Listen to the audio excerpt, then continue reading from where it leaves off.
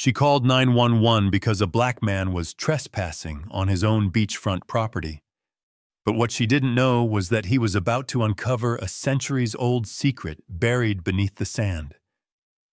What started as a racist complaint turned into a discovery that would shake the entire town and leave the HOA president stunned. You won't believe what he found. The beach stretched endlessly under the blazing Mediterranean sun, a golden ribbon hugging the coastline of Nice, France. Waves crashed lazily against the shore, their rhythm a soft heartbeat beneath the chatter of tourists and the cries of gulls overhead. It was the kind of day that begged for postcards, vivid, bright, and drenched in that cinematic glow where every shadow seemed intentional, every glint of light a director's touch. On a pristine patch of sand near the water's edge stood Eleanor Voss, a statuesque woman in her 50s with skin so pale it seemed to defy the sun's kiss. She wore a crisp white tennis outfit, pleated skirt, sleeveless top, and a visor that screamed moneyed leisure. Designer sunglasses perched on her nose, reflecting the world in tinted disdain, while her platinum blonde hair peeked out from beneath the cap, perfectly styled despite the salty breeze. In one hand, she clutched a clipboard, its pages fluttering like captured birds. In the other, her phone pressed to her ear. Her voice cut through the air, sharp and commanding, a bark that made nearby sunbathers flinch. "No, Philippe. I said 3 cases of Perrier, not 2. Do you think I'm running a charity here? Fix it, or I'll have your head on a platter by sundown." She paced, her tennis shoes sinking into the sand, leaving little craters of authority. Eleanor was organizing a private beach gala for her circle of elite expats. Old money, new money, all the same to her as long as they bowed to her impeccable taste. She thrived on control, on the way people scurried at her word. It was her beach, her sun, her world. A few yards behind her, unnoticed by the queen of the shore, stood Marcus Tate. He was a broad-shouldered man in his late 30s, his dark skin gleaming under the sunlight like polished obsidian. His beach attire, a riot of turquoise and orange shorts paired with a loose, unbuttoned shirt, clashed gloriously with Eleanor's sterile whites.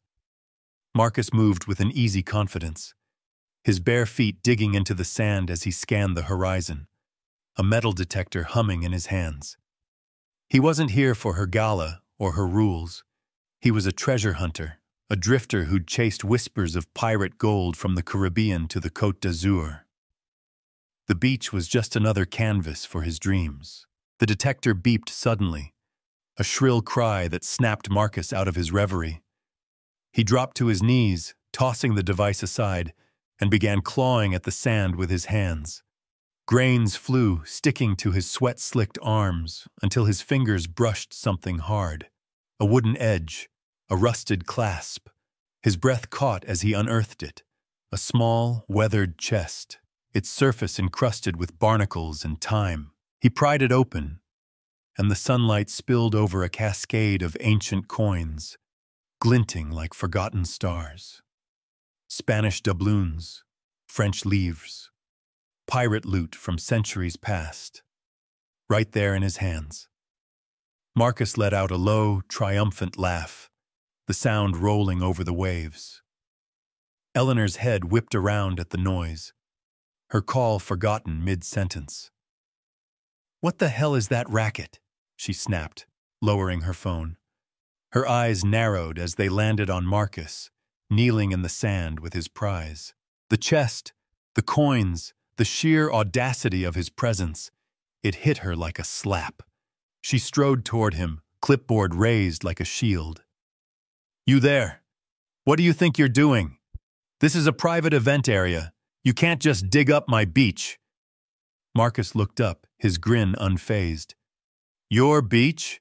Last I checked, the sea doesn't send out invitations, lady. And this?" He hefted the chest slightly. "This isn't yours either. Finders keepers, right?" Her lips curled into a sneer. "Finders keepers? What are you, 12? That's stolen property, and you're trespassing." I'll have the police here in 5 minutes. She raised her phone again, already dialing, her voice dripping with entitlement. Yes, officer. I need you at Plage Beau Rivage immediately. There's a thief here, making a mess of my event. Marcus stood, brushing sand off his knees, the chest tucked under one arm. Thief? That's rich, coming from someone who thinks she owns the damn ocean. Go ahead, call them. Let's see who's got a claim to this. The tension crackled between them, as bright and sharp as the sunlight bouncing off the waves. Eleanor's world of order clashed against Marcus's chaotic freedom, their words a prelude to something bigger. In the distance, a siren wailed, growing louder. A police car screeched onto the beach access road, tires kicking up a plume of sand that glittered like gold dust in the air. 2 officers stepped out, their dark uniforms stark against the surreal brightness of the scene. Eleanor smirked, triumphant. Marcus tightened his grip on the chest, unyielding. The coins clinked softly, a whisper of history caught in the crossfire of their standoff. Under the golden sun, victory and defeat hung in the balance, waiting to see who would blink first. The officers approached, their boots crunching the sand, kicking up tiny storms that danced in the sunlight. The taller one, a wiry man with a sunburned nose, adjusted his cap and squinted at the scene. His partner, a stocky woman with a no-nonsense braid, rested a hand on her radio, her eyes darting between Eleanor and Marcus. Madame Voss, the tall officer said, his French accent thick but polite. You called about a disturbance? Eleanor straightened, her clipboard now a scepter. Yes, officer? She glanced at his badge. Leroux, this man is trespassing on my event space and digging up stolen goods. I want him removed immediately. Marcus raised an eyebrow, shifting the chest to his other arm. Stolen goods? These coins have been buried here since before your great-grandma was born. If anything's stolen, it's your attitude thinking you own public land. Eleanor's face flushed, a rare crack in her composure. Public land. This beach is reserved for my gala. I have permits, papers, everything you clearly lack. Officers, do your job. Officer Leroux held up a hand, his gaze sliding to Marcus. Monsieur, may I see what you found? Marcus hesitated, then set the chest down, flipping the lid open with a casual flick. The coins shimmered, a pirate's ransom caught in the sun's spotlight. The officers leaned in, their expressions shifting from suspicion to awe. The woman, Officer Dubois, let out a low whistle. That's quite a find. Where did you get this? Right here, Marcus said, tapping the sand with his foot. Metal detector led me to it. Been hunting treasures like this for years. French law says finders get a share, right? Unless Madame here thinks she's Napoleon reincarnated. Eleanor scoffed. Don't lecture me about law. You're a vagrant, digging up trouble where it doesn't belong. Officers, he's clearly a threat. Look at him. Does he even belong here? The words hung heavy, a venomous edge slicing through the salty air. Marcus's smile faded, his jaw tightening. Belong here? Lady, I've traveled half the world chasing history. I belong anywhere I damn well please. You're the one acting like this beach is your plantation. Officer Dubois frowned, catching the undertone. Let's keep this civil. Monsieur, do you have ID? We'll need to verify your story. Marcus fished a worn passport from his shorts, handing it over. Marcus Tate, American citizen, treasure hunter, not a thief. Check it. Leroux flipped through the pages, nodding slowly. Seems in order, but this chest, we'll need to take it in, assess its origins. It could be a cultural artifact. Eleanor clapped her hands, victorious. Exactly. Take it, and him, away. My guests arrive in an hour, and I won't have this spectacle ruining everything. Marcus crossed his arms. You're not taking anything until I get my rights sorted. I know the law. You don't get to snatch this because she's throwing a tantrum. The standoff stretched, the sun casting long shadows that twisted like surreal brushstrokes on a canvas. Tourists began to gather, phones out, filming the drama unfold. Eleanor's control was slipping, and she hated it. Marcus stood firm, a rock against her tide. The officers exchanged a glance, unsure who to appease, the shrill heiress or the defiant drifter. Then, a new sound cut through, a low rumble from the sea. Heads turned as a small boat approached, its engine growling. A figure stood at the helm, dark against the horizon, waving an arm. The crowd murmured, sensing the plot thickening under the golden haze. The boat sliced through the waves, docking clumsily against a nearby jetty. A woman leapt out, her dreadlocks bouncing as she jogged across the sand. She was in her 30s, wiry and sun-browned, wearing a faded tank top and cargo shorts. A battered satchel slung over her shoulder clinked with tools, another treasure hunter by the look of her. "Marcus!" she called, her voice bright with urgency. "You found it, didn't you?" Marcus grinned, relief washing over him. "Aisha, perfect timing. Meet my new friend, Madame Voss. She thinks I'm robbing her beach." Aisha stopped short, sizing up Eleanor with a wry smile. "Oh, I see. One of those. Let me guess. Called the cops because you're breathing her air?" Eleanor bristled. "This is a private matter. Who are you?" "Aisha Okoye, archaeologist," she said, pulling a credential from her satchel. "I've been tracking pirate caches along this coast for months. Marcus is my partner. That chest? It's part of a wreck we've been mapping. Legal, documented, and none of your business." Officer LaRue perked up, taking the credential. "This checks out. You're registered with the Maritime Heritage Office?" "Damn right," Aisha said. "Those coins are from a 17th century brigantine, sunk off Nice. We've got permits to excavate. So, madame, you can take your gala and shove it. This is history, not your backyard." Eleanor's eyes flashed. "Permits or not, he's disrupting my event. I don't care about your little scavenger hunt.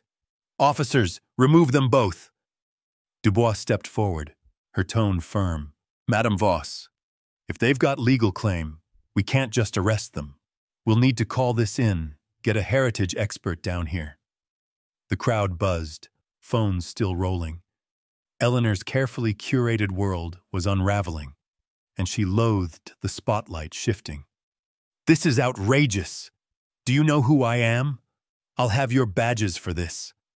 Marcus chuckled, leaning toward Aisha. "She's losing it. Should we toss her a coin to calm down?" Aisha smirked. "Nah, she'd probably call it dirty money." The surreal glow of the scene intensified as the sun dipped lower, painting the sand in hues of amber and violet. The chest sat between them, a silent witness to the clash, Eleanor's privilege against Marcus and Aisha's defiance. The officers radioed for backup, caught in the middle of a battle that felt bigger than the beach. Then, as a shout from the crowd, a teenage boy, sunburned and gangly, pushed forward, holding up his phone. "Hey, lady, I've got you on video calling him a thief and worse. This is going viral. Check it." Eleanor paled, her sunglasses slipping down her nose. "You little... give me that phone." The boy danced back, laughing. "Nope.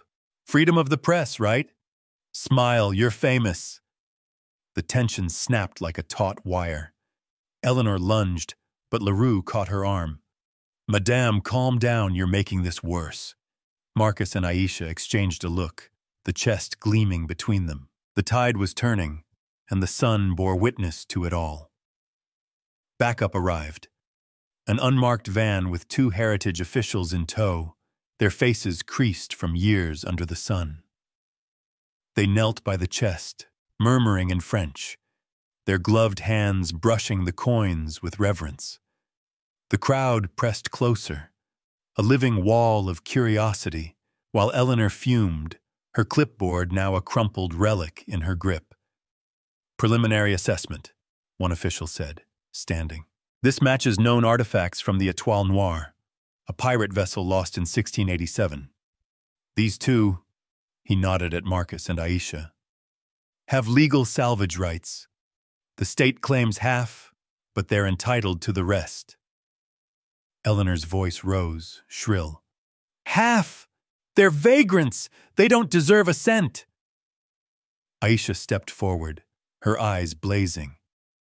"Vagrants? I've got a PhD, lady. Marcus has more guts than your whole guest list. You don't get to decide who's worthy because of how we look or where we're from." The crowd cheered, a wave of support that drowned Eleanor's retort. She glared at Marcus, her words venomous. "You think you've won? People like you never keep what you take." Marcus met her gaze, unflinching. "People like me?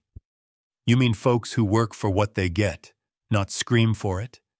Keep your gala, madame. I've got something real." The Heritage officials packed the chest into a crate, promising Marcus and Aisha a full report. The police dispersed the crowd, but the boys' video was already spreading. Eleanor's tirade, her casual cruelty, laid bare for the world. She retreated to her rented cabana, barking orders at Felipe over the phone, her kingdom reduced to a tantrum. As the sun sank, Marcus and Aisha sat by the jetty, the boat bobbing beside them. The chest was gone, but their victory lingered, tangible as the salt on their skin. "Think she'll learn anything?" Aisha asked, tossing a pebble into the waves. Marcus shrugged. "Doubt it. People like her don't change. They just get louder. But we showed her she's not untouchable." The horizon glowed, a surreal blend of triumph and uncertainty. The coins would fund their next hunt, maybe even a museum exhibit, history reclaimed by those who'd fought for it. Yet the sting of Eleanor's words lingered, a reminder that the world still drew lines in the sand, even under the brightest sun. Aisha nudged him. "Next stop, Greece?" Marcus grinned. "Why not? The sea's full of stories. Let's go find another." They climbed into the boat, its engine roaring to life as the last light faded. The beach emptied, but the echoes of the day remained. Tension, triumph, and a question left hanging. How many more Eleanors waited out there, and who would rise to meet them?